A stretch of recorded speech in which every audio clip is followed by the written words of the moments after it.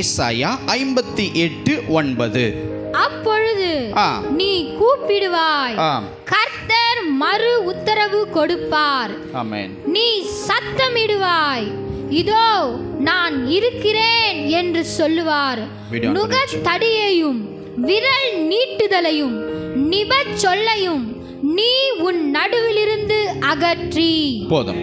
பாருங்க, என் சபை என்கிற அருமையான குடும்பமே, இந்த ஓய்வு நாளிலே கர்த்தருடைய வார்த்தையை கேட்க வந்திருக்கிற உங்களை வாழ்த்துகிறேன். இந்த ஆன்லைன்ல பார்க்கிற சகோதர சகோதரிகளையும் குடும்பத்தையும் தேவன் ஆசீர்வதிப்பாராக. பாருங்க, தேவன் நம்மோடு கூட இன்றைக்கு பேசுகிற ஒரு காரியம் என்னவென்றால், அப்பொழுது நீ கூப்பிடுவாய், கர்த்தர் மறு உத்தரவு கொடுப்பார். நம்முடைய தேவன் எப்படிப்பட்ட தேவன் தெரியுமா? அவர் மறு உத்தரவை கொடுக்கிற தேவன். எத்தனை பேர் ஆமென் சொல்றீங்க? அவர் மறு உத்தரவை கொடுக்கிற தேவன். அவர் பேசுகிற ஜீவன் உள்ள ஒரு தேவன். எனக்கு அன்பானவர்களே, அவரை நோக்கி நாம் கூப்பிடும் போது இதோ நான் இருக்கிறேன் என்று சொல்லி பதில் சொல்லுகிற ஒரு தேவனை சபை ஆராதித்துக் கொண்டிருக்கிறது. அவரை நோக்கி நாம் கூப்பிடும் போது இதோ நான் இருக்கிறேன் என்று சொல்லி மறு உத்தரவு சொல்லுகிற தேவன். நாம் சத்தமிட்டு அழும் பொழுது தேவன் பாருங்க, அழாதே நான் இருக்கிறேன் என்று அந்த பதில் சொல்லுகிற ஒரு மறு உத்தரவு கொடுக்கிற தேவனை சபை ஆராதித்து கொண்டிருக்கிறது. எனக்கு அன்பானவர்களே, நான் சொல்றேன், அவர் பதில் சொல்லுவார், அவர் பலன் தருவார், அவர் நம்மளை தேற்றுகிறவர், அவர் நம்மளை தைரியப்படுத்துகிற ஒரு தேவன். பாருங்க, பிள்ளைகள் எவைகளை கேட்கிறார்களோ அவைகளை தருகிற ஒரு நல்ல தகப்பன்தான் நம்ம ஆண்டவராகிய இயேசு கிறிஸ்து. எத்தனை பேர் ஆமென் சொல்றீங்க? நீ கூப்பிடுவாய், அதற்கு நீ கூப்பிட்டுட்டு போ அப்படின்னு சொல்லி விட்டுட்டு போறதுக்கு ஒரு மனுஷன் கிடையாது. உன்னுடைய கூப்பிடுதலுக்கு அவர் மறு உத்தரவு தருகிற தேவன். உன்னுடைய கேள்விகளுக்கு அவர் பதில் அளிக்கிற தேவன்.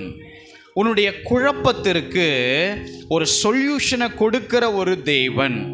உன்னுடைய பிரச்சனைக்கு விடுவிக்குவதற்கு உரிய எல்லா காரியத்தையும் அவர் சரியாய் செய்து தருகிற ஒரு தேவன். பாருங்க, நீ கூப்பிடுவாய், கர்த்தர் என்ன பண்ணுவாராம்? மறு உத்தரவு தருகிற தேவன். ஹல்லேலூயா. பாருங்க, எரேமியா சொல்றாரு, ஆண்டவரே நான் பேச அறியேன், நான் சிறு பிள்ளையா இருக்கிறேன், எனக்கு தெரியாது ஆண்டவரே அப்படின்னும் போது அவர் உடனே அந்த மறு உத்தரவு தருகிறார். பாருங்க, நீ சிறு பிள்ளை என்று சொல்லாதே எரேமியா, உன்னை காக்கும்படிக்கு நான் உன் கூடவே இருக்கிறேன்னு சொல்லி அவர் வாயை தொட்டு அவருடைய வார்த்தையை வைத்து, பார், பிடுங்கவும் இடிக்கவும் அழிக்கவும் கவிழ்க்கவும் எல்லாவற்றையும் நான் உன்னை அதிகாரியா ஏற்படுத்துகிறேன், நான் உன் கூட இருக்கிறேன், நான் உன்னை பலப்படுத்துவேன், பயப்படாத, கலங்காதேன்னு சொல்லி எரேமியாவுடைய ஒரே ஒரு கேள்விக்கு தேவன் எப்படி மறு உத்தரவு அருளினார் என்பதை சற்று யோசித்து பாருங்கள் அன்பானவரே.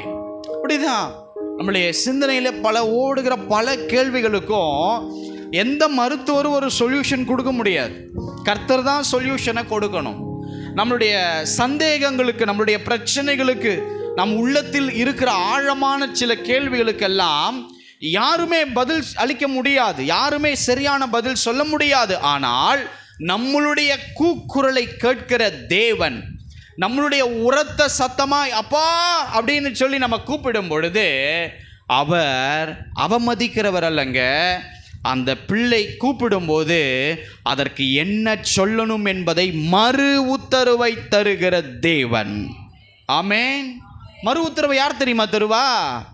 ஜீவனுள்ள ஒரு தேவன்தான் மறு உத்தரவை தர முடியும். அன்பானவர்களே, எத்தனையோ பேர்கிட்ட பாருங்க, நம்ம உதவிகள்னு போய் கேட்கலாம். ஆனால் சில உதவிகளை நம்ம கேட்கும் பொழுது அவங்க காதுக்கு அது விழும். ஆனால் அவங்க எப்படி தெரியுமா இருப்பாங்க? அவங்க காதில் விழுந்தும் அது அப்படியே கேளாதவர்கள் மாதிரியே அப்படியே திரும்பி நின்றுட்டு போவாங்க பாருங்க. இப்படி கர்த்தர் அப்படிப்பட்ட ஒரு தேவன் அல்ல. தாம் பிள்ளைகளுடைய கூப்பிடுதலுக்கு அவர் உருக்கமாய் இறங்கி மறு உத்தரவு கொடுக்கிற தேவன்.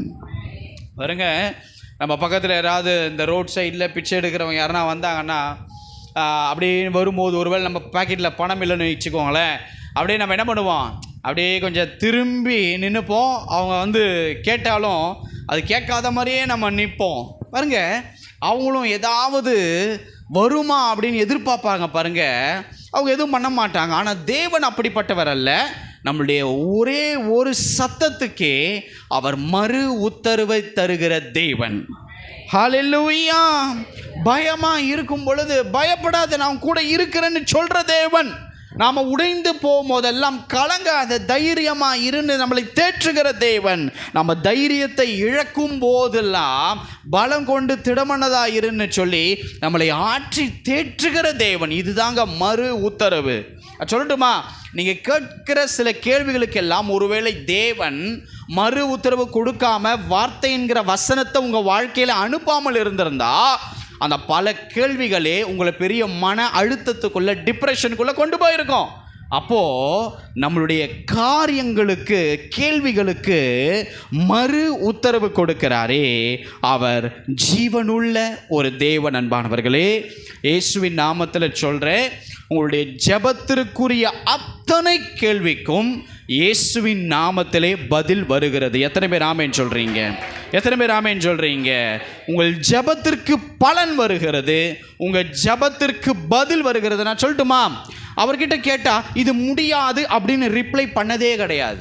ஹல்லேலூயா. இதை போய் கேட்டால் நான் உனக்கு உதவி செய்ய மாட்டேன், வேதாகமத்தில் எங்கேயுமே தேவன் சொல்லலை. ஏன்னா அவருடைய குணாதிசயங்கள் அது கிடையாது. அவர் மறு உத்தரவை கொடுக்கிற தேவன். உங்களுக்கு என்ன தேவையோ அதை தருகிற கர்த்தர். உங்களுக்கு எதுக்காக வெயிட்டிங் பண்ணுறீங்களோ, நீங்கள் காத்து இருக்கிறீங்களோ, அந்த காரியத்தை தருகிற தேவன். பாருங்கள், இயேசுவின் நாமத்தில் சொல்கிறேன், பல வருஷமாக நீங்கள் ஜெபித்த சில ஜெபங்கள் எல்லாம் அது ஒரு பலனே இல்லாமல் ஒரு கொஸ்டின் மார்க் போட்டு இருந்ததில்ல. இயேசுவின் நாமத்தில் சொல்கிறேன், அத்தனை ஜெபத்திற்கும் பதில் வந்து விட்டது. எத்தனை பேர் ஆமென் சொல்ல விரும்புகிறீங்க? ஹல்லேலூயா. நீங்கள் செய்த உபவாசம், நீங்கள் செய்த ஜபம், அதாவது கர்த்தரால் அது அங்கீகரிக்கப்பட்டதா? அதுக்கே ஆண்டவர் இன்னும் ரிப்ளை பண்ணல, அதுக்கே ஆண்டவர் திரும்ப காரியத்தை என்கிட்ட சொல்லலைன்னு சொல்லி பல கேள்விகளோடு கூட நீங்கள் இருந்தீங்கன்னா, உங்கள் ஜபம், உபவாசம், உங்கள் கண்ணீர், உங்களுடைய பிரயாசம் எல்லாவற்றுக்கும் கர்த்தருடைய அக்கினி இன்னைக்கு அதை பட்சிக்கிறதுனால், ஏற்றுக்கொள்றதுனாலே அதற்குரிய பலன், மறு உத்தரவை தேவன் தரப்போகிறார். எத்தனை பேர் ஆமென் சொல்ல விரும்புறீங்க? ஹல்லேலூயா. பாருங்க, நாம் அவரை ஆராதிக்கிறதுக்கு அவர் நமக்கு கொடுத்த அந்த மகத்துவமான பாக்கியம் இருக்குது பார்த்தீங்களா, அதுக்காகவே நாம் ரொம்ப நன்றி உள்ளவர்களாக இருக்கணும். ஏன்னா இவர் எப்படிப்பட்டவர் அப்படின்ட்டு ஒருவேளை 80% உயிரோடு இருக்கும் பொழுது நமக்கு புரிய வரலாம். ஆனால் 1000% தெரிய வரும். இந்த சரீரத்தை விட்டு இந்த ஆத்மா வெளியே வந்ததுக்கு அப்புறம் தான் புரியும்.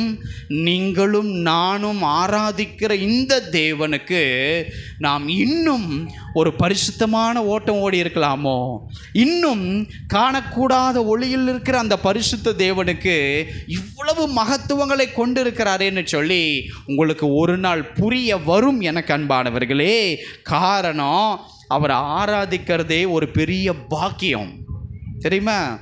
அவரை ஏற்றுக்கொள்றது ஒரு பாக்கியம், அவர் ஆராதிக்கிறது ஒரு பாக்கியம், அவர் நல்லவர்னு சபையில் அவரை மட்டும் உயர்த்துறது ஒரு பாக்கியம். அது உங்களுக்கு வருகிற நாட்களில் புரிய வரும். எனக்கு அன்பானவர்களே, அன்றைக்கு தெரியும் தேவன் யார். உங்களை ஒருத்தர் கரம் பிடிச்சிருக்கிறாரே, அவருடைய வல்லமை என்ன, உங்களை பற்றி ஒரு திட்டத்தை போட்டிருக்காரு, அவர் எவ்வளவு பெரியவர், இதெல்லாம் உங்களுக்கு ஒரு நாள் புரிய வரும். அன்பானவர்களே, நீ கூப்பிடுவாய், கர்த்தர் அதற்கு மறு உத்தரவை கொடுக்கிற தேவன். ஆமென்.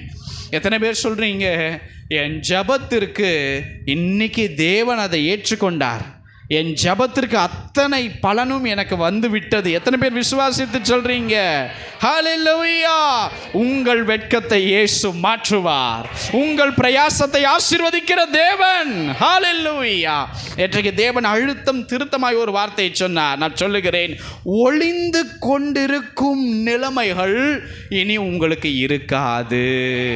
நிமிர்ந்து நடக்கும்படியான ஆசீர்வாதத்தை தேவன் தருவார். எத்தனை பேர் விசுவாசிக்கிறீங்க? சிலர் ஒளிந்து கொண்டு இருக்கிறீங்க, வெளியே தலை காட்ட முடியாதபடி.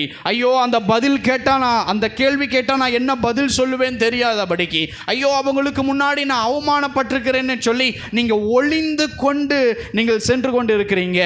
தேவன் சொல்லுகிறார், அந்த நிலைமை இனி உனக்கு இருக்காது. நிமிர்ந்து நடக்கும்படியான ஆசீர்வாதத்தை கர்த்தர் உங்களுக்கு தருவார். ஹல்லேலூயா.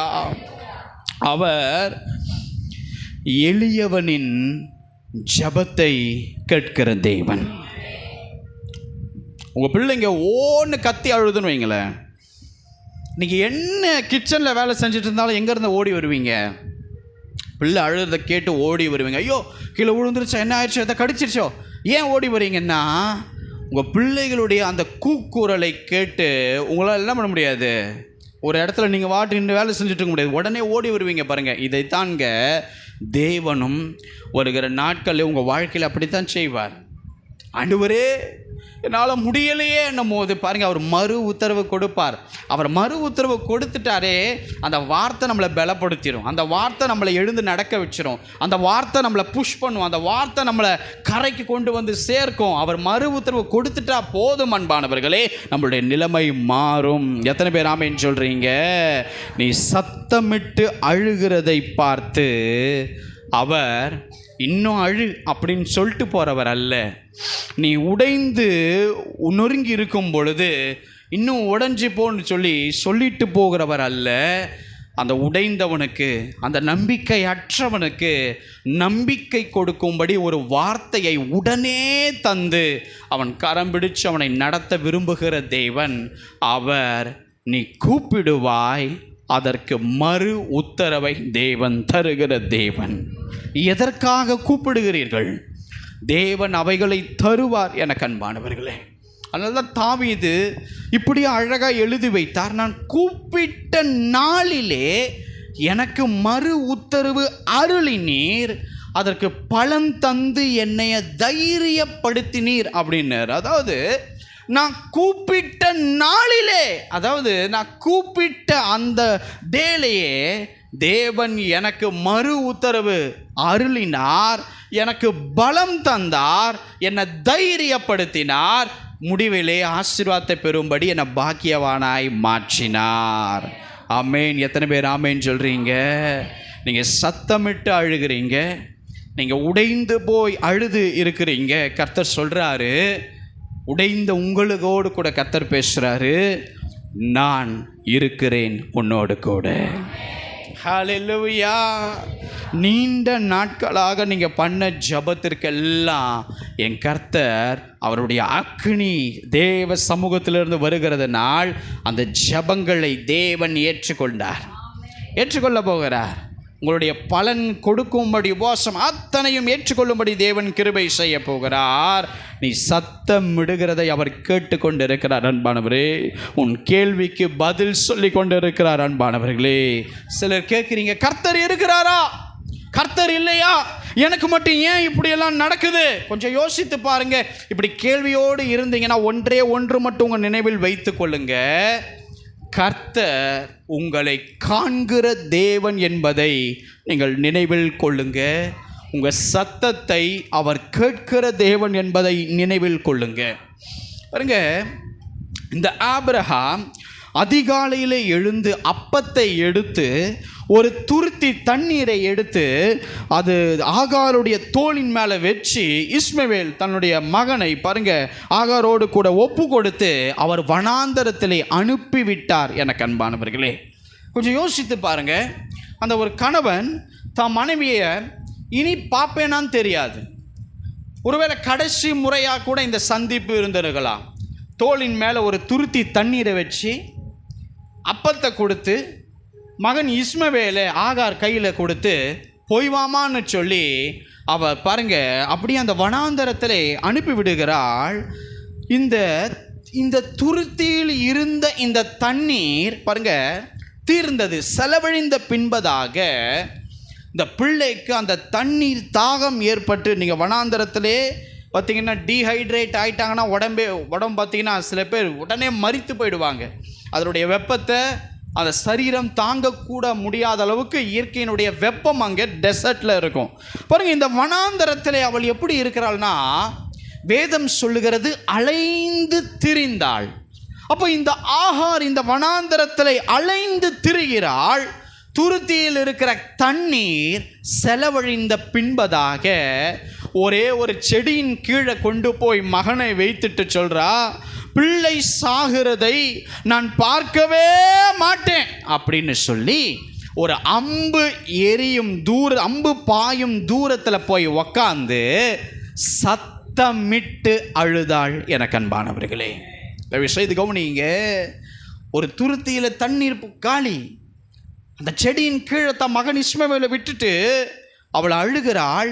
பிள்ளை சாகிறத நான் பார்க்கவே மாட்டேன் என்று அம்பு பாயும் தூரத்தில் போய் உட்கார்ந்து சத்தமிட்டு அழுதாள். நீங்கள் இந்த இடத்துல எங்கேயுமே பார்க்க முடியாது ஆகார் தேவனை நோக்கி கூப்பிட்டாள் என்று நீங்கள் பார்க்கவே முடியாது. அன்பானவர்களே பாருங்க, இந்த ஆகார் எந்த ஊரை சேர்ந்தவள்? அவள் எகிப்திலிருந்து இந்த சாராளுக்கு அடிமையாய் அவள் வரப்பட்டவள். ஒரு எகிப்திலிருந்து வந்த ஆகார். கர்த்தரை பற்றி தெரியுமா? தெரியாது. தேவனுக்கு என்ன பண்ணணும்னு தெரியுமா? தெரியாது. கர்த்தருடைய வார்த்தையின் அனுபவம் இருக்காக இல்லை.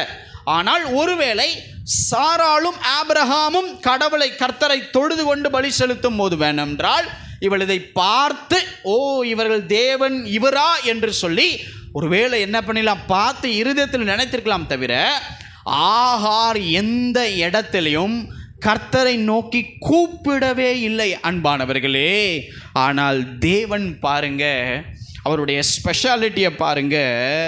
இவள் சத்தமிட்டு அழுகிறாள், ஐயோ பிள்ளை சாகிறத நான் பார்க்க மாட்டேன்.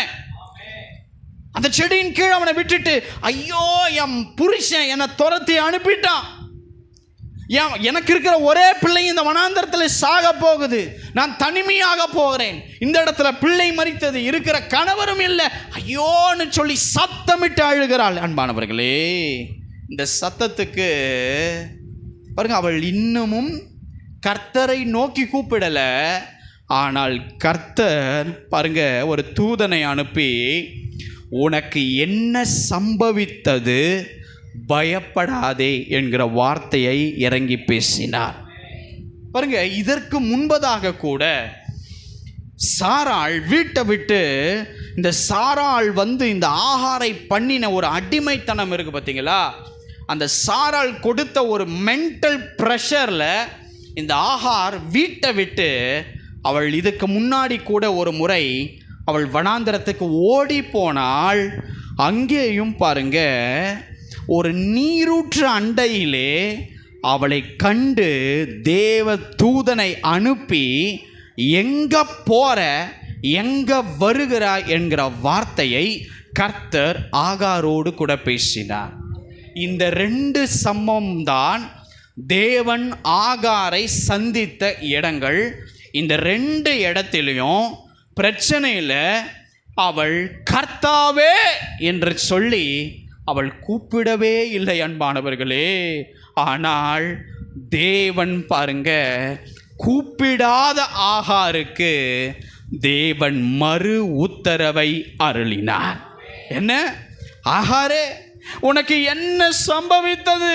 நீ பயப்படாத, நான் உன் மகனை பெரிய ஜாதி ஆக்குவேன். ஆனால் இங்கே மகன் மரித்து போகிற நிலைமையில் இருக்கிறது.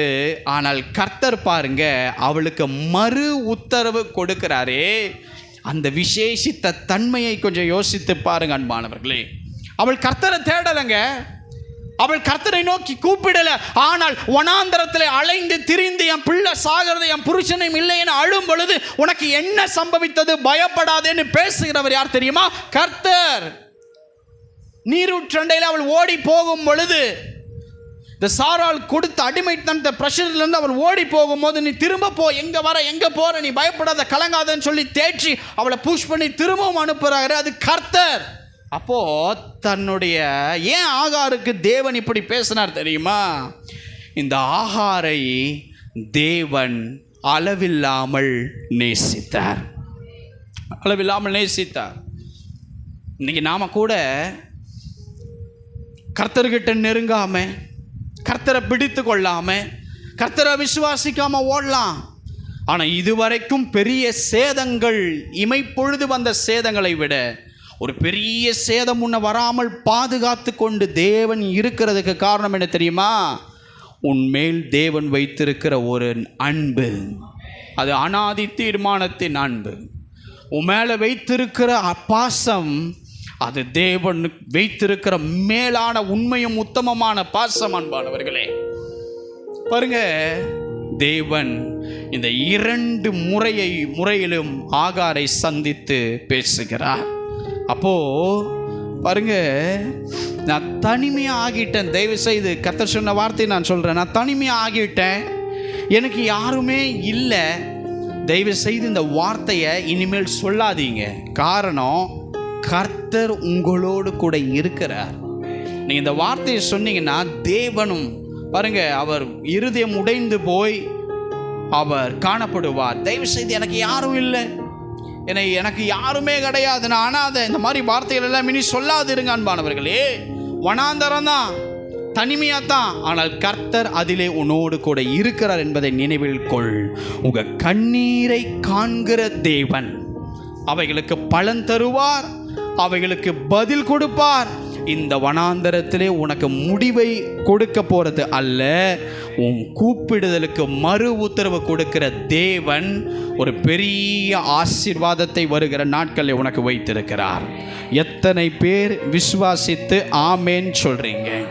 ஹல்லேலூயா! நீ அழும் பொழுது நீ அழுன்னு சொல்லிட்டு போகிறவர் அல்ல. நீ உரத்த சத்தமிடும் போது நீ இன்னும் கத்துன்னு சொல்லிட்டு போகிறவர் அல்ல. நீ அழும் பொழுது அழாதேன்னு சொல்லவர். நீ உடையும் பொழுது நான் உன்னை பலப்படுத்துவேன், கவலைப்படாதன்னு சொல்றவர். நீ தனிமையா நிற்கும் போது பயப்படாத, நான் அவன் கூட இருக்கிறேன்னு சொல்லுகிறவர். இந்த தேவன் எந்த சூழ்நிலையிலும் உன்னை கைவிடவே மாட்டார். ஆமென். எந்த சூழ்நிலையிலும் கைவிடவே மாட்டார். ஒருவேளை ஆகார் நினைத்திருப்பா, என் புருஷன் ஆபிரகாம் கடைசி வரைக்கும் என் கூட இருக்க போறான். ஆனா கொண்டு வந்து வனாந்தரத்திலே போக சொல்லி விட்டதை யார் தெரியுமா? நம்பிக்கொண்டிருந்த அவள் புருஷன். ஆமென். அந்த மகனை வைத்துட்டு அவன் வளர்ந்த மகன் கூட கிடையாது, ஒரு சிறிய மகன். ஆனால் பாருங்க, ஆபிரகாமை காட்டிலும் இஸ்மவேலுக்கு கர்த்தர் தகப்பனாய் இருந்தார். ஆகாருக்கு ஒரு சிறந்த கணவராக ஒருவேளை அவர் இருந்தாரோ இல்லையோ, ஆனால் தேவன் ஒரு சிறந்த தகப்பனாக ஆகாரோடு கூட இருந்தார். சொல்கிறேன், இந்த வனாந்தரத்தில் நீங்கள் இப்படி தான் கத்திட்ருக்கீங்க, அழுதுட்ருக்கீங்க, சத்தமிட்டு கூப்பிடுறீங்க, ஐயோ இங்கே இவரும் இல்லை, இங்கேயும் சாக கிடக்கிறது. ஆண்டவர் கேட்கிறார், பயப்படாத, என்ன சம்பவித்தது? கர்த்தர் உங்களோடு கூட இருக்கிறார். கர்த்தர் உங்களோடு இருக்கிறார். உங்களுக்கு பதில் சொல்லுவார், உங்களுக்கு பலன் தருவார். உன் கேள்விக்கு அவர் சொல்லுவார், பதிலை கோருவார். அவர் நிச்சயமாய் உன்னை கைவிடுகிற தேவன் அல்ல. எத்தனை பேர் ஆமேன்னு சொல்றீங்க? பாருங்க, தேவன் எப்படிப்பட்டவர்? நம்மளோடு பேசுகிற தேவன் ஒரு ஜீவனுள்ள தேவன். அவர் மற்ற காரியத்தை போல அல்ல. அவர் எப்படிப்பட்ட குணாதிசயங்கள் உடையவர், அவர் எப்படி ஒரு மனிதனோடு கூட இருக்கிறவர். பாருங்க, நம்ம தவறு செய்யும் பொழுது நம்மளுடைய தேவன் பாருங்க நம்மளை திருத்துகிற தேவன். அதான் உண்மை. அல்லேலூயா. பாருங்க, நான் இதற்கு ரட்சிக்கப்படுவதுப்பட்ட அந்த நாட்களிலே ஒரு சரியான ஒரு சத்தியத்தின் அனுபவம் இல்லை. நண்பர்களோடு கூட சேர்ந்து பாவ காரியங்களை பண்ணிட்டு போய் சபையில் உட்கார்ந்தா அதை குறித்து தவறு அப்படின்னு எச்சரிக்கிற ஒரு வார்த்தையும் எனக்கு வந்தது இல்லை. அதனால எனக்கு அந்த காரியங்கள் அந்த நாட்களிலே தவறு அப்படின்ட்டு எனக்கு தெரியாமல், அங்கே போய் இந்த காரியங்களை செய்துவிட்டு போய் உட்காரும் பொழுது, நீ அந்த காரியங்களை நீ செய்யும் பொழுது கர்த்தர் இரக்கமாக இருப்பார் அப்படின்ற வார்த்தையெல்லாம் வரும் பொழுது, ஒருவேளை அந்த பாவம் தவறு இல்லை என்பதற்காக கண்டினியூஸாக அந்த ரட்சிக்கப்பட்ட அந்த நாட்களிலே செய்தேன். ஏனென்றால் நாம் செய்யும் பொழுது கர்த்தர் அந்த பாவத்தை பேசி நம்மளை திருத்த வைக்க வேண்டும். அந்த இடம்தான் தேவன் இருக்கிற இடம். நம்ம பாவம் செஞ்சுட்டு வரும் பொழுது உள்ளே வந்து அதற்கு ஆப்போசிட்டாக நீ இன்னும் பண்ணுங்கிற மாதிரி ஒரு பிளஸ்டு வேர்டு ஒருவேளை அவனுக்குள் போகும்னா அவன் பண்ண தவறை அவன் திருத்தி கொள்ள முடியாது. அவன் திரும்ப திரும்ப அதை செய்து அவன் மாண்டு போவான். அப்போது நம்மளுடைய தேவன் எப்படிப்பட்டவர் தெரியுமா? நாம் தவறு செய்யும் பொழுது அதை திருத்துகிற தேவன். நாம் உண்மையாக ஒழுக்கமாக வாழும் பொழுது அந்த உண்மைக்கு ஏற்ற ஆசீர்வாதத்தை கொடுக்கிற தேவன். நாம் சோர்ந்து போகும்போது சோர்ந்து போகாதே, பலன் தருவேன், சத்துவம் தருவேன், நீ எழுந்து நட, இருக்கிற பலத்தோடு போ என்று சொல்லி சோர்ந்து போகும்போது உற்சாகப்படுத்துகிற தேவன். நாம் சில காரியங்களை கர்த்தருடைய வார்த்தையை மீறி செய்யும் பொழுது சிட்சிக்கிற தேவன். இப்படி எல்லா பரிமாணத்திலும் ஒரு உயிருள்ள தேவன் நம்மை நடத்தி கொண்டிருக்கிறார் என்பதை நினைவில் கொள்ளுங்கள். எத்தனை பேர் ஆமென் சொல்றீங்க? தேவன் சொன்னதை நான் உங்களுக்கு சொல்லுகிறேன் எனக்கு அன்பானவர்களே. ஆனால் இந்த உலகம், இந்த நாடு, இந்த மாநிலம், இந்த மாவட்டம் எல்லாம் ஒரு விஷயத்தை சுத்தமாக மறந்துட்டாங்க. யார் தெரியுமா? கர்த்தராகிய இயேசு கிறிஸ்து வேதாகமத்திலே அவர் என்ன பண்ண வேணான்னு சொன்னாரோ அவைகளைத்தான் பாரம்பரியமாய் ஜனங்கள் கைப்பற்றி செய்து வருகிறார்கள். பாருங்க, இந்த மார்ட்டின் லூத்தர் இந்த காரியத்தை தேவன் என்னோடு கூட பேசினார். பாருங்க, இந்த தேவ மனுஷன் எத்தனையோ வருஷங்களுக்கு முன்னாடி வாழ்ந்தவர். அவருக்கு முன்னாடி இருந்த வழிபாட்டு அந்த காரியங்களை சொல்லிக் கொடுத்த அந்த மத குருக்கள் எப்படிப்பட்ட ஒரு தவறான சத்தியத்தை இந்த மார்ட்டின் லூத்தருக்குள் விதைத்தார்கள். அவரும் பாருங்க, எல்லாரும் முட்டி போட்டு எதையோ நோக்கி நடந்து போறியா, நானும் போறேன்னு சொல்லி அந்த தேவ மனுஷன் நடந்து போகும்போது அவர் காதிலே என்ன வார்த்தை விழுந்தது என்று கேட்டீர்கள்? நீதிமான் எப்படி பிழைப்பான்? ஆமென். நீ முட்டி போட்டு நடந்து போறதுனால உன் பாவம் மன்னிக்கப்படாதப்பா. இயேசு உனக்காக இலவசமாய் ரத்தம் சிந்திருக்கிற, நீ எந்த இடத்துல கேட்டாலும் உன்னை கழுவி சுத்தம் செய்து உன்னை பரிசுத்தப்படுத்துவார் என்கிற சத்தம் இந்த மார்ட்டின் லூத்தருக்கு கேட்டிருக்குது. அதிலிருந்து ஒவ்வொரு காரியங்களையும் பாருங்க, தவறான மத காரியங்களை இந்த மனிதர்கள் உள்ளே கொண்டு வந்து வேதாகமத்தில் என்ன இருக்கிறதோ அதற்கு ஆப்போசிட்டான காரியங்களை சபைகளுக்குள் கொண்டு வந்து இன்றைக்கு சபையை நாரடித்து விட்டார்கள். என கண்பானவர்களே, நான் சொல்றேங்க, நம்ம பேசுகிற தேவன் நம்ம தப்பு செய்யும் போது திருத்துறவர், நம்ம பலன் இல்லாத போது பலப்படுத்துகிறவர், நீ சோர்ந்து போகும்போது உற்சாகப்படுத்துகிறவர், உன் உண்மையும் உத்தமத்தை பார்த்தவர் மேன்மைப்படுத்துகிற தேவன். இப்படித்தான் கர்த்தர் நம்மளை நடத்துவார். யோசித்து பாருங்க, இன்றைக்கு ஜனங்கள் இந்த முன்னோர்களின் வழிபாட்டை பிடிச்சிக்கிட்டாங்க. ஆனால் கர்த்தரையும் தேவன் கொடுத்த வார்த்தையும் வசனத்தையும் மன்னாவையும் விட்டு விட்டார்கள். எனக்கு அன்பானவர்களே, பாருங்க, இன்றைக்கு எங்கே பார்த்தாலும் தேவன் நேற்றுக்கு என்னோடு இதை பேசும்படி சொன்னார். ஏன்னா மெசேஜ் ரெக்கார்ட் ஆகிட்டு இருக்குது, பலர் பார்ப்பாங்க. ஆனால் தேவன் சொன்னதுனால நான் சொல்கிறேன் அன்பானவர்களே, எங்கே பார்த்தாலும் கிறிஸ்துவை சிலை வழிபாட்டில் வைத்து ஆராதித்து கொண்டு இருக்கிறாங்க. தயவு செய்து நல்லா புரிந்துக்கோங்க. இந்த தேவன் என்று சொல்லி நீங்கள் பார்க்கிற காட்சிகள், நீங்கள் பார்த்து வணங்குகிற சொரூபங்கள், அது தேவன் கிடையாது. வேதாகமத்திலே இதை குறித்து பல வசனங்களை தேவன் நமக்கு வெளிப்படையாக தந்திருக்கிறார். உதாரணத்திற்கு ஒரு வசனத்தை மாத்திரம் நாம் வாசிப்போம். யாத்திராகமம் 20:23. நீங்கள் எனக்கு ஒப்பாக வெள்ளியினாலே தெய்வங்களையும் பொன்னினாலே தெய்வங்களையும் உங்களுக்கு உண்டாக்கவே வேண்டாம். ஆண்டவர் பழைய ஏற்பாட்டிலும் புதிய ஏற்பாட்டிலும் இந்த காரியத்தை விவரித்து தாம் பிள்ளைகளுக்கு சொன்னார். அவர் என்ன சொல்றார்னா, எனக்கு ஒப்பாக நீ என்ன பண்ண வேணாம், எனக்கு ஒப்பாக நீ வெள்ளினாலையும் சரி பொன்னினாலையும் சரி நீ எதை உண்டாக்க வேண்டாம், காரியத்தை நீ உண்டாக்க வேண்டாம். அந்த வசனத்தை திருப்பி வாசிங்க. நீங்கள் எனக்கு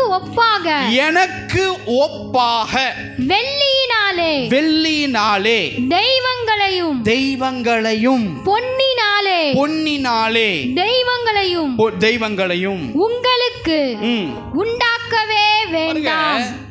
தேவன் நமக்கு கொடுத்த ஒரு பெரிய கட்டளை என்ன தெரியுமா? எனக்கு ஒப்பாக என்னை இந்த மாதிரி சிலையை பண்ணிட்டு என்னை வணங்கிடாதன்னு சொல்லி கர்த்தரே யாத்ராகமம் 20:23 சொல்லி இருக்கிறார். அன்பானவர்களே, இப்ப புதிய ஏற்பாட்டில் வாசிங்க 1 யோவான் 5:21. 1 யோவான் 5:21. பிள்ளைகளே, நீங்கள் விக்கிரகங்களுக்கு விலகி உங்களை காத்துக் கொள்வீர்களாக. புதிய ஏற்பாட்டிலே யோவான் பகுதியிலே அந்த காரியத்திற்கிருந்து விலக்கி காத்து கொள்ளுங்கள் என்று தேவன் சொல்லி இருக்கிறார். எனக்கு அன்பானவர்களே, தயவு செய்து இங்க பாருங்க, தேவனை நாம் ஆவியிலே ஆராதித்து தொழுது கொண்டு இருக்கிறோம். இந்த கிறிஸ்துவை அநேகர் சிலை வழிபாடுகளுக்குள்ளாக நீங்க வணங்க கொண்டிருந்தீங்கன்னா தயவு செய்து சொல்றேன், அதை நீங்கள் விட்டு விடுங்கள். அன்பானவர்களே, வானத்தையும் பூமியும் படைத்த கர்த்தரை நீங்கள் மண்ணினால் உருவாக்கி ஆராதிக்க முடியாது என்பதை தயவு செய்து நினைவில் வைத்துக் கொள்ளுங்கள். ஏனென்றால் தேவன் சொன்னார், அவர் வாயிலிருந்து சொன்னார், எனக்கு கல்லினாலே பலிபீடத்தை உண்டாக்க வேண்டாம் என்று. தேவனே பல முறை பல விதத்தில் மக்களோடு கூட வெளிப்படையாக தேவன் பேசியிருக்கிறார். ஆனால் நாட்கள் வர வர அந்த பாரம்பரியத்தின் காரியங்கள் மனிதர்கள் உள்ளே கொண்டு வந்து சத்தியத்திற்கு புறம்பாய் நடத்தி இன்னைக்கு தேசம் சீர்குலைந்து காணப்படுகிறது. பாருங்க, எனக்கு கல்லினாலே பலிபீடத்தை உண்டாக்க வேண்டாம்னு கர்த்தரே சொன்னார். எனக்கு ஒப்பாக நான் நினைச்சு ஒரு சிலையை வைத்து என்னைய நீ வணங்காதன்னு கர்த்தரே வேதாகமத்திலே சொல்லி இருக்கிறார். நல்லா கவனிங்க. இன்னைக்கு ஊருக்கு ஊரு சர்ச்சில் என்ன தெரியுமா இருக்கு? எல்லா ஊருக்கு ஊர் பாருங்க, சபைகளிலே ஐடல் வர்ஷிப், அதாவது இயேசுனுடைய சிலை இருக்கு. நான் ஒன்று சொல்லட்டுமா? இயேசு கிறிஸ்துனுடைய படம், அதாவது த சன் ஆஃப் ஜீசஸ் கிரைஸ்ட், இயேசு கிறிஸ்துனுடைய எல்லா படங்கள் டிவியில் போடுவாங்க. பார்த்தீங்களா? டிவியில் பார்த்துருக்கீங்களா? கேலண்டர்ஸ் பார்த்துருக்கீங்களா? இதில் நடித்தவர்கள் என்ன சொல்லியிருக்காங்க தெரியுமா? நமக்கு டைம் இல்லாதனால இங்கே போட்டு காமிக்கல. பாருங்க, அந்த மாதிரி இயேசு மாதிரி ஆக்ட் பண்ணி பணம் சம்பாதித்து அந்த நடிகர்கள் அவங்க சொல்கிறாங்க, பேட்டி கொடுத்துருக்குறாங்க, இவர் நான் பணம் வாங்கி நடித்தேன், ஆனால் இன்றைக்கி இந்தியாவில் எல்லா வீடுகளிலும் என்னுடைய புகைப்படத்தை வைத்து ஜனங்கள் வணங்கி கொண்டு இருக்கிறாங்க, நான் ஒரு ட்ரிங்க்ஸுக்கு அடிமையானவன் அப்படின்னு சொல்லி இயேசு கிறிஸ்துனுடைய படத்தில் இயேசுவை ஆக்ட் பண்ண ஒரு மனிதன் சாட்சி கொடுத்துருக்கிறாங்க. இன்னொரு மனிதன் இயேசு கிறிஸ்துனுடைய அந்த காரியத்தை படத்தை அதில் நடித்த அதே முக்கியத்துவ இயேசு கிறிஸ்துனுடைய கதாபாத்திரத்தில் நடித்த அந்த மனிதன் சொல்கிறாப்புல, நான் பெரிய சிகரெட் அடிக்ட், ஆனால் இந்த படத்தில் நடித்ததுனால என்னை உண்மையாகவே இயேசுன்னு நினச்சிட்டாங்க. எல்லா கோவில்கள்லையும் என்னுடைய படம் உள்ளே இருக்குது. அந்த லாங் ஹேரோட நீங்கள் பார்க்குறீங்க பார்த்தீங்களா? அந்த காரியங்கள் எல்லா கோயிலில் இருக்கிறது. என்னையாண்டா வணங்குறீங்க? நானே ஒரு சிகரெட்டுக்கும் செக்ஷுவல் ஆக்டிவிட்டீஸ்க்கும் அடிக்ட்னு சொல்லி அவன் பேட்டி கொடுத்து இருக்கிறான். அன்பானவர்களே, ஆனால் நம்ம எதை பிடிச்சிட்டு தெரியுமா? அதில் நடிக்கிறாங்க பாருங்க, அவங்க தான் இயேசு கிறிஸ்து. அவங்க படத்தை வீட்டில் கொண்டு வந்து வைக்கணும், அந்த சிலையை போய் வணங்கணும். நான் சொல்கிறேன், வானத்தையும் பூமியும் உண்டாக்கின கர்த்தரை நீ இப்படி கல்லினால் மண்ணினால் உருவாக்கப்பட்ட காரியத்தில் நீ ஆராதிக்க முடியாது.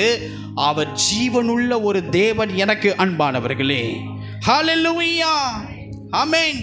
பாருங்க, அந்த நாட்களிலே பரிசுத்தமாய் வாழ்ந்த ஒரு ஸ்திரீ யாரு? தேவன் பாருங்க மாம்ச உருவிலே இந்த பூமிக்கு வருவதற்காக ஒரு பாத்திரமாய் தெரிந்து கொண்டவர்கள் தான் இயேசு கிறிஸ்துனுடைய தாயாகிய மாதா. பாருங்க, அவங்க பரிசுத்தமாய் கிறிஸ்துவுக்கு, அதாவது பரிசுத்தமாய் உண்மையும் உத்தமமாய் வாழ்ந்த ஒரு ஸ்திரீ, உண்மையும் உத்தமமாய் தேவனை தொழுது கொண்டு தேவன் மோசேக்கு கொடுத்த கட்டளைகளை சரியாய் கைப்பற்றி பயபக்தியோடு வாழ்ந்த ஒரு பெண்மணி.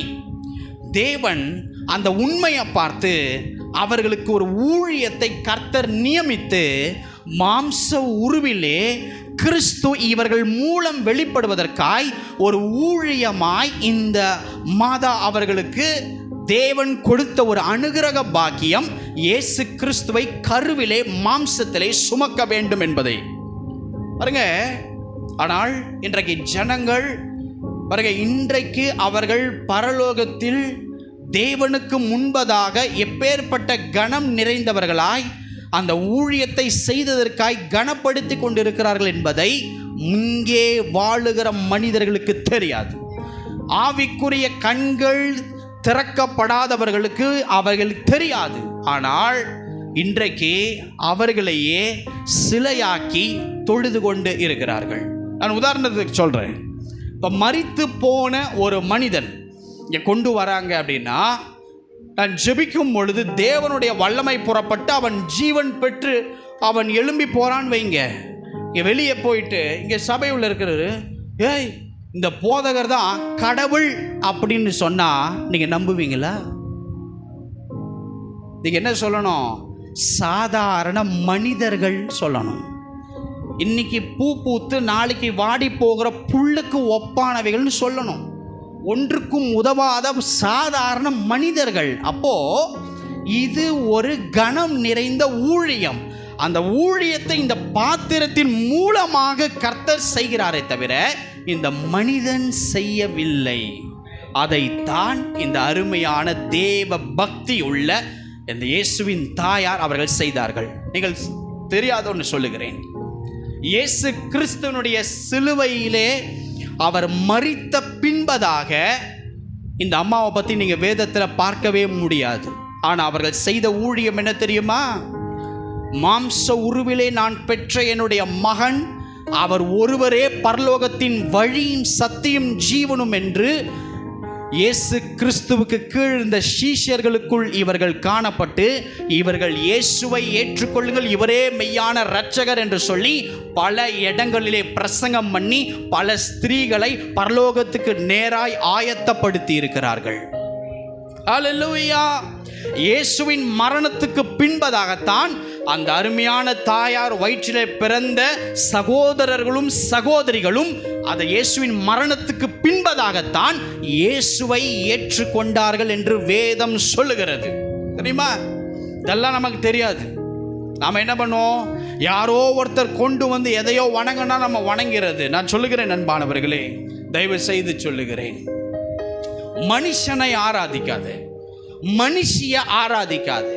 நீங்க பாருங்க, எல்லா இடங்களிலும் எழுப்புதல் வந்த ஒவ்வொரு இடங்களிலும், சீனால போய் பாருங்க, எழுப்புதல் வந்த இஸ்ரேல் தேசத்தில் போய் பாருங்க, எழுப்புதல் வந்த கேரளா பட்டணத்தில் போய் பாருங்க, எழுப்புதல் எங்கெங்க வந்துச்சோ இன்னைக்கு நீ போய் எல்லா நாடுகளிலும் போய் பாரு.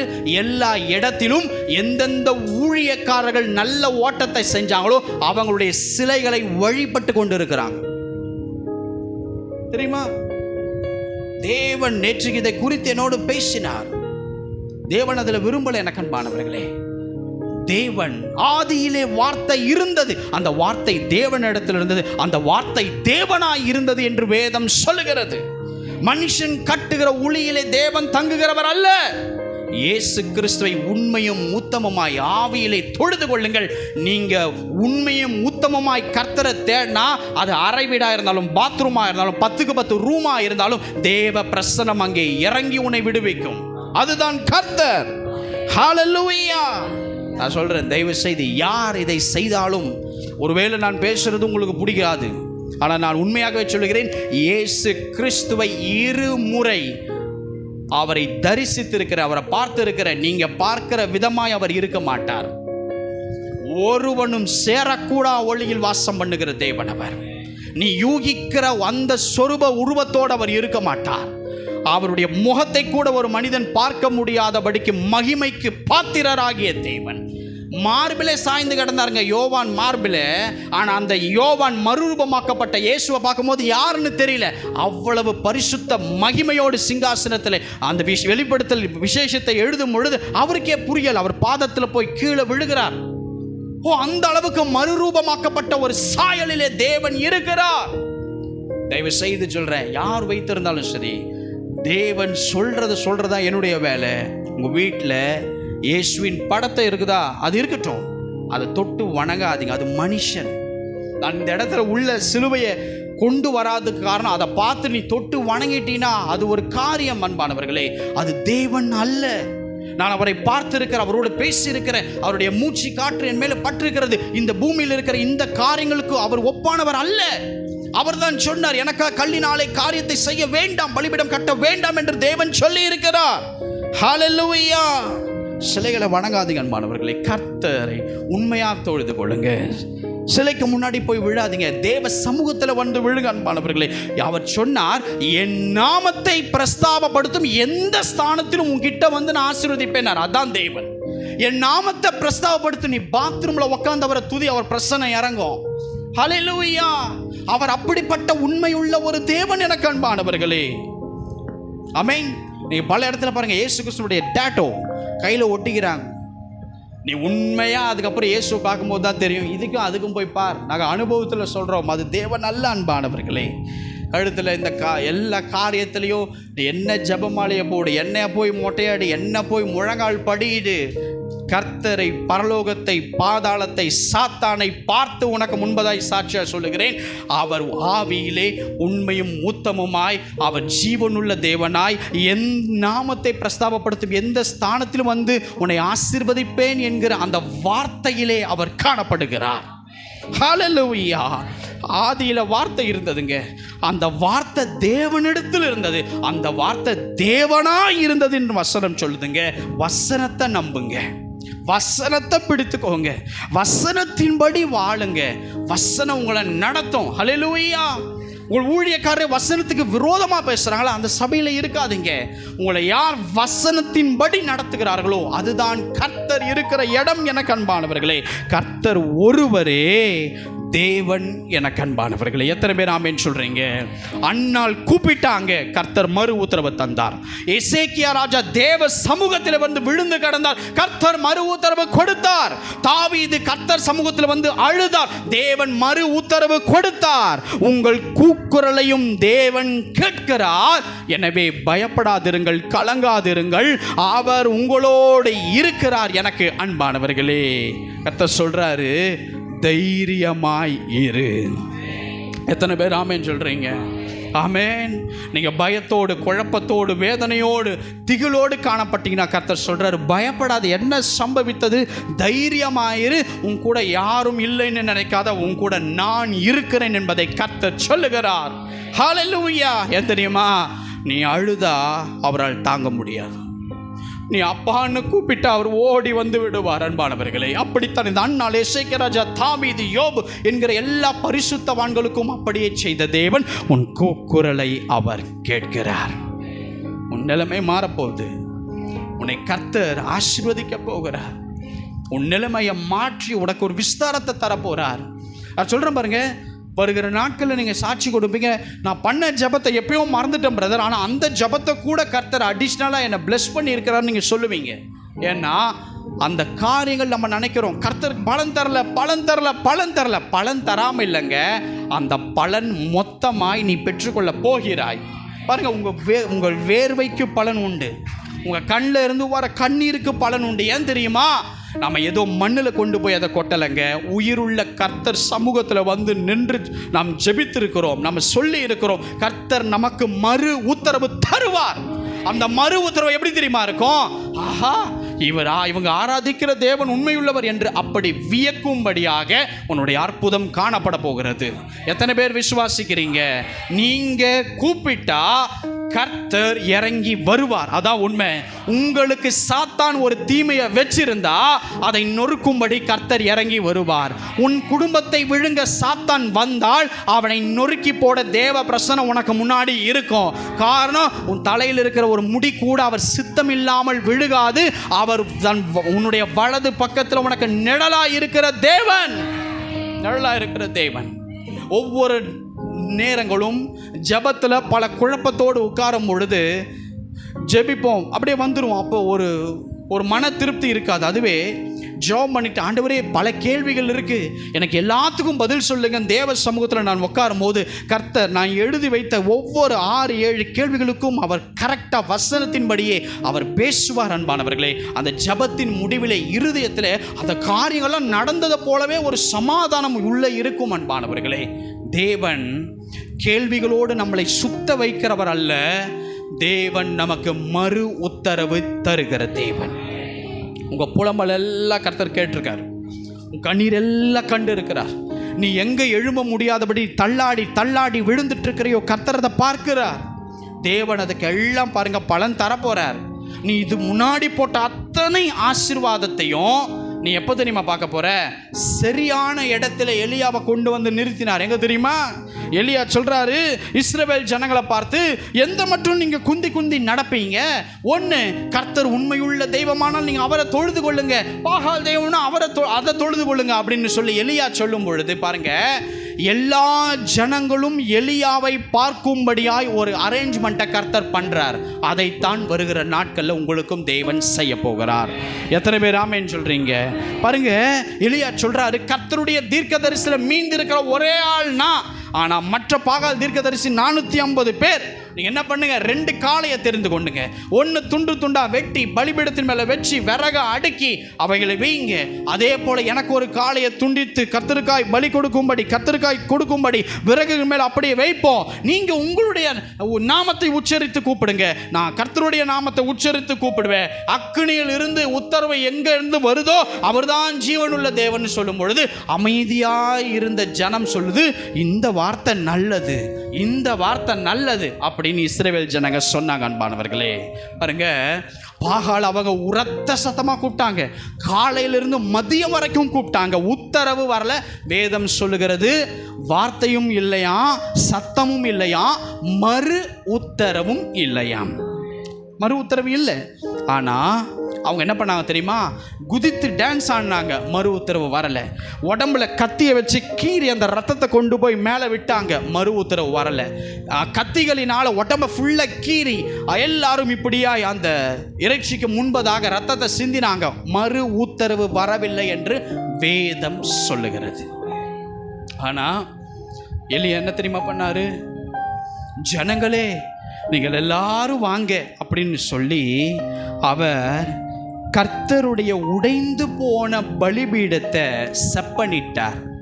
தேவ பிரசன்னம் இறங்கினது. அன்பானவர்களே, அவர் சொன்னார், ஆபிரகாமுக்கும் ஈசாக்கும் யாக்கோபுக்கும் தேவனாகிய கர்த்தாவே, நீங்க தேவன் என்றும், நல்ல கவனிங்க, நம்ம இப்படிதான் கருத்தா ஜெபிக்கணும், நீங்க தேவன் என்றும் உங்க ஊழியக்காரன் உம்முடைய வார்த்தையின் படிதான் இதை செய்தேன் என்றும் இந்த ஜனங்கள் அறியும்படி நீர் செய்யும் என்றார். என்ன தெரியுமா வந்துச்சு? உடனே எலியாவின் ஜெபத்திற்கு மறு உத்தரவு வந்தது. எலியா பாருங்க, கூப்பிட்ட பொழுது கர்த்தருடைய அக்கினி அது இறங்கி வந்து அந்த சர்வாங்க தகன பலியும் விறகுகளையும் கற்களையும் மண்ணையும் பட்சித்து போட்டது என்று வேதம் சொன்னது. இப்போ ஜனங்க சொன்னாங்க, கர்த்தரே தெய்வம், கர்த்தரே தெய்வம். ஏன் தெரியுமா ஜனங்க சொன்னாங்க? ஏன்னா கூப்பிடுறதுக்கு பதில் வரணும், அதான் தெய்வம். ஆமென். நீ கேட்குற கேள்விக்கு அங்கே சொல்யூஷன் கொடுக்கணும், அதுதான் கர்த்தர். உன் பிரச்சனைக்கு ஒரு விடிவு காலத்தை ஏற்படுத்தணும், அதுதான் தேவன். நீ சிக்கி இருக்கிற வலையிலிருந்து உன்னை வெளியே கொண்டு வருவதற்கு ஆலோசனை கொடுக்கணும், அதுதான் கர்த்தர். உன் ஜெபத்தை முதல்ல கவனித்து உனக்கு நல்லது செய்யணும்னு நினைப்பார். அவர் கர்த்தர் ஒருவரே மறு உத்தரவு கொடுக்கிற தேவன். எலியாவுக்கு மறு உத்தரவு வந்தது. அன்பானவர்களே, இன்றைக்கு இதே நிலைமையிலே நீ வெட்கத்தோடு தலை குனிந்து அவமானத்தோடு வாழ்க்கை வாழ்ந்து கொண்டிருக்கலாம். தேவன் உன் சத்தத்தை கேட்டார். அவர் சமூகத்தில் இருந்து உன் ஜெபத்தையும் கண்ணீரையும் உபவாசத்தையும் அங்கீகரிக்கும் அக்கினியை தேவன் தரப்போகிறார். உன் நிலைமை மாறும், உன் வெட்க சூழ்நிலை மாறும். கர்த்தரே மெய்யான தேவன் என்று நீங்கள் சாட்சி சொல்லுவீர்கள். உங்களை பார்த்து மற்றவர்களும் சொல்லத்தக்க உங்கள் நிலைமையை உயிருள்ள கர்த்தர் மாற்றப் போகிறார். நீ கூப்பிடுவாய், அதற்கு மறு உத்தரவு தருவார். நீ சத்தமிடுவாய், இதோ நான் உனக்காக இருக்கிறேன் என்று சொல்லுவார். எத்தனை பேர் ஆமென் சொல்றீங்க? எல்லாம் அப்படி எழுந்து நிற்கலாமா? ஷாபாலா ஹோரியந்துரபோ. எனக்கு அன்பானவர்களே, நம்மளோடு பேசுகிற தேவன் நமக்கு உண்டு. நம்மளை கைட் பண்ணி நடத்துகிற ஒரு தேவன் உண்டு.